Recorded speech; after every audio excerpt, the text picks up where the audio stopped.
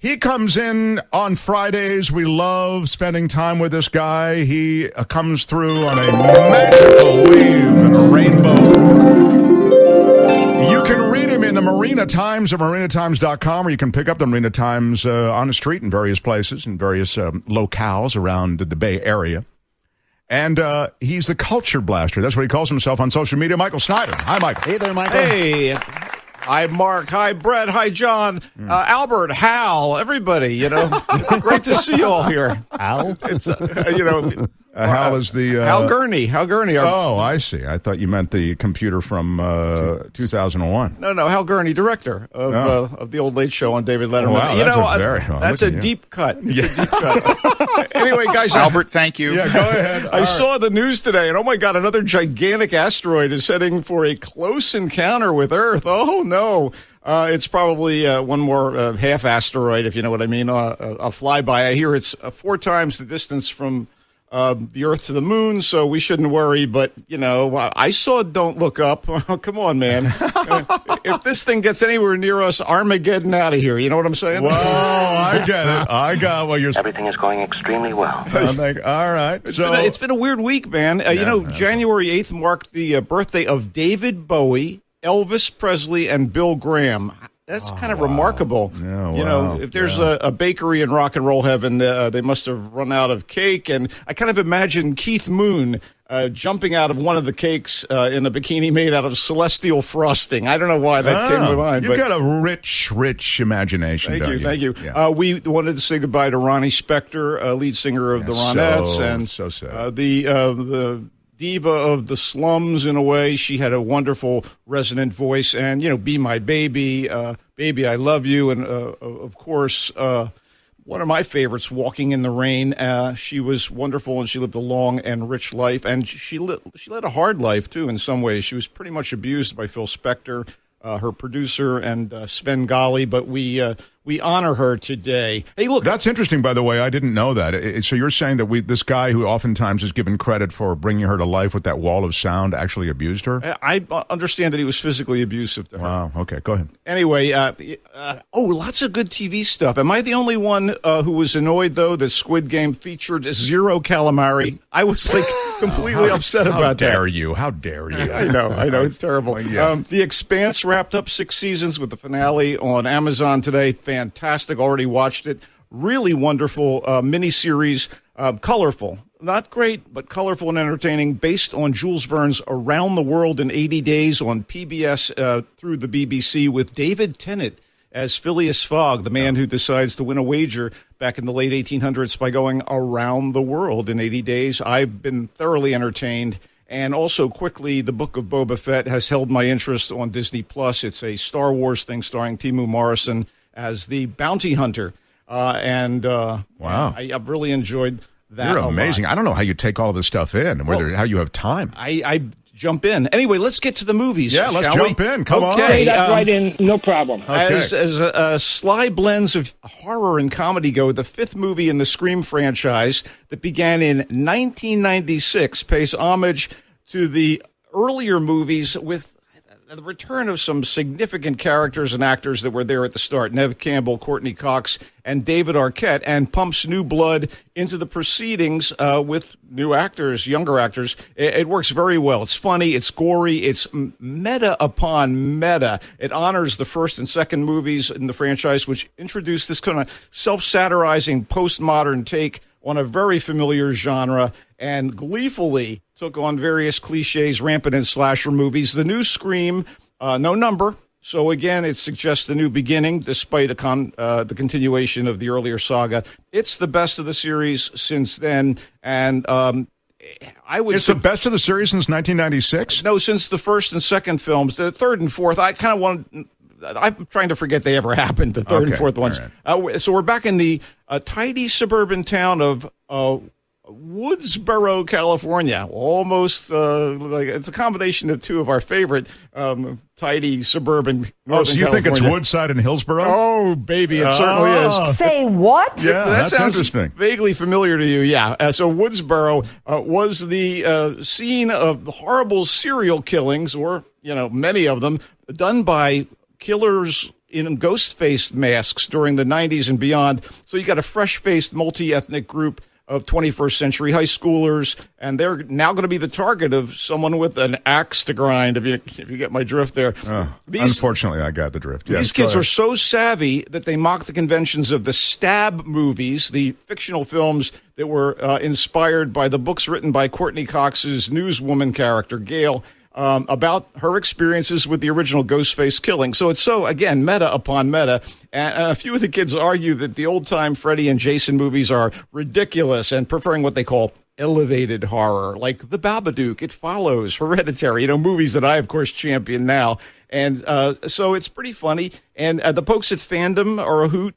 And eventually the killings start, connected to, I guess, the earlier killings. And that brings Campbell's Sidney Prescott, the survivor, Cox's newswoman, and David Arquette's former sheriff Dewey into the splatter in progress. Oh, so they all show up to this one. Yeah, but the young cast is good. It includes Melissa Barrera from In the Heights and Jack Quaid, son of Dennis Quaid and Meg Ryan, and a pretty talented kid, as well as the old favorites. They're all on point, if you know what I mean. The script is witty and even has time to amusingly reference the trials and tribulations that beset the real-life relationship of Cox and Arquette, who actually met on the set of 1996's Scream and were I didn't wed. know that. They were wed 3 years later. No kidding. And, wow. And the script, 100% effective. How about that? It was 100% It's clever enough to actually reference that.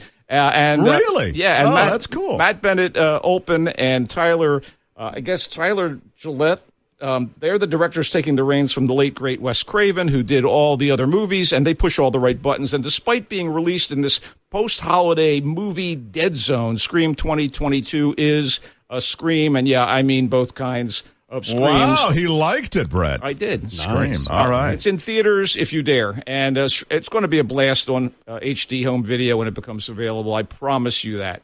All right, keep it moving, Michael. What's yes, next? Sir. What do we have here? Oh, I know what we have. We have something absolutely disposable. Okay. Speaking of blood, cranking out the fourth movie in the barely amusing animated franchise created by the usually excellent Genndy Tartakovsky, the guy who did Samurai Jack and Primal. Hotel Transylvania Transformania checks in with the various characters from the previous installments, all of whom either own, live, or work in the titular hotel, and we catch up with them. In case you've never stayed there, Hotel Transylvania is the monstrously thriving business started by no less than Count Dracula, who, along with other monsters, has come to fear humans due to the successful exploits of, like Professor Van Helsing and all the other vampire hunters. Yeah. The hordes of villagers with torches and pitchforks, they've actually been effective and scared the monsters. And by the way, I think you're so going to... now Count Dracula just wants to have a little, B&B on the... Yeah, wow, I see. absolutely. Leave me alone. Okay. Yeah, I think you're going to like the rest of this, Mark, because whether the Count has lost his taste for drinking the blood of innocents or not, the vampires in the series, primarily Dracula and his hip daughter Mavis, don't go for blood, preferring products called near blood or blood beaters. That's right. So what? 100% effective. How about that? No impossible blood here? I don't know. Anyway, whatever. Like it. I thought getting off the blood onto some kind of plant-based blood. Exactly. Thank you. That. Anyhow, much to Drax's distress, Mavis, this is their new hope. Okay. Mavis has fallen for and marries a wacky skateboarding human slacker named Jonathan or Johnny, and they have a half vampire, half human kid. So we catch up with them while Dracula's happily married to his second wife, who was the human granddaughter of Van Helsing. See, everybody's getting along. It's the next generation of everybody. Yeah. The vampire hunters and the vampires. Exactly. Anyway, they're all pals with Frankenstein's monster and his bride. By the way, the bride voiced by Fran Drescher, so you can talk about frightening. Anyway, wait a minute, you didn't like this movie? It sounds good. No, there's a lot of talent. There's the Wolf Man and his wife and mom. Anyway, what happens is Dracula wants to retire and leave the hotel to Mavis, but he fears Johnny will screw things up, so Johnny feels he has to be a monster to get up and to next to his father-in-law. because he doesn't have his respect. And the experimental ray that transforms him into a monster can also turn monsters into humans, which puts everyone on a quest to reverse the transformation. This is by the numbers wackiness, Say though. what? Yeah, it's I wish it was funnier. I mean, the voice talent, pretty respectable. Yeah. Andy Samberg is Johnny, Selena Gomez. Steve Buscemi is Wayne the Wolfman. You gotta love that. But I want to make an interesting point. Adam Sandler, It's about time. Please, go ahead. He was the voice of Dracula, Right. and his big buddy Kevin James was the Frankenstein's monster voice. They bailed out on this one, and guess what? You hardly notice, thanks to lesser-known sound-alikes, but doesn't really matter because it's product for easy-to-distract kiddies on Amazon Prime Video. All that talent, all that jibber-jabber. And you're saying it doesn't amount to much. Not very much. Okay, we need to give you something solid here. Yeah, do it quickly, please, sir. On I'm the other sorry. hand, Belle is a gorgeous animated wonderland from writer-director Mamoru Hosoda about a sad and painfully introverted Japanese schoolgirl who creates an online avatar in an expansive internet space that allows her to flex her musical skills, and she becomes a cyber singing sensation. What? If Billie Eilish was extremely shy and only performed as a CGI fairy tale approximation of Taylor Swift, winning universal acclaim, but still afraid to perform as herself, you would have the main character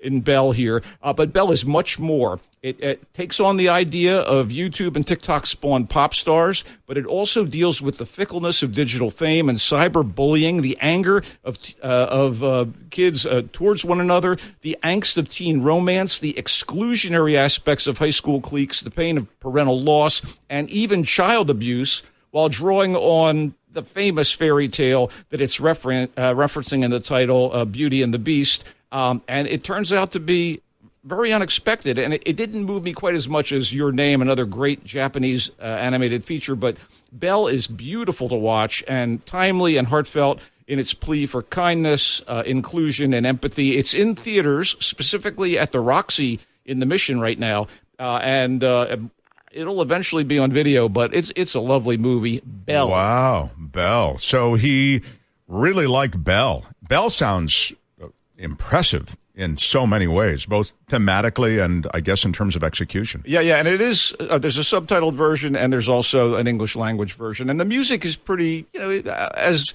contemporary music goes, it's pretty catchy and sonorous.